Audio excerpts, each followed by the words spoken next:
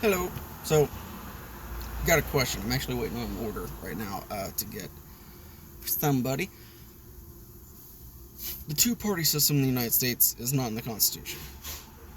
Uh, President Washington even warned against it when the first two parties were forming. The Democratic-Republican Party, which after the Republican Party came to be, they just dropped the Republican part and just became the Democrat Party. But it's the same party as it is today. And then the Republican Party is the Republican Party, and the first president to win nomination for the presidency for the Republican Party was their guy that they put up, Abraham Lincoln. And then I kind of brought in an era. Then there was Johnson after he got assassinated. And then after that was like an era of years of Republicans and eventually Democrat. Anyway, but George Washington was against, and I think we've had a few Whigs, and there were Federalists, but Washington was against political parties. He said they would divide the nation. Look at us now. So my thing is, and there are people a lot of people, they're like, let me get my thoughts together. People will say, oh, yeah, all of those independence votes. If you're not Democrat and you're not Republican, you're an independent voter. And you make up the majority, so those are the people you got to swing. It's like, well, no, there's libertarians, there's members of the Constitution Party, there's members of the Veterans Party, the Green Party, I think the Workers' Party is one. There's several political parties in the United States other than Democrat and Republican. But they have such small representation that they're just labeled with everyone else who's just an independent. And I agree with President Washington. Well, that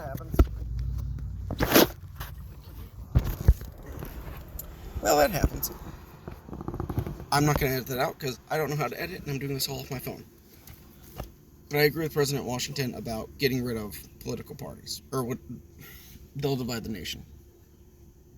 I think that's my order. That's about done. Anyway. Almost done. What I would propose to fix it would be an amendment, and this would have to go through Constitution. This will not get through Congress. It would require a constitutional convention. Yep. Cody? Yeah.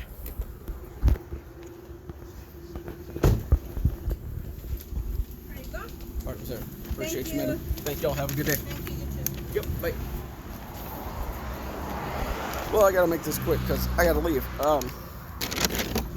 But my point is, why don't we have a constitutional convention to limit the total number of elected positions that a political party can have? No more than 10% per party, and if bit distracted, sorry. No more than 10% per party on any level. So much so that, let's say you're in a state with, one representative and 2 senators.